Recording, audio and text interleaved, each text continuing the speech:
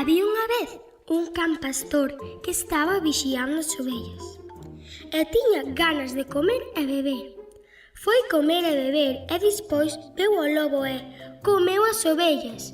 Despois veu o home, que era policía, colleu o casco e puxo.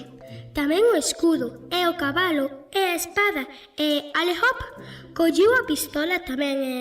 pum, pum, disparou ao lobo e cortaronlle a barriga. Operárono e quitaron as ovellas e despois comeron ao lobo e descansaron un pouco. Colorín colorado, este conto está rematado e colorín colorete, botamos un foguete.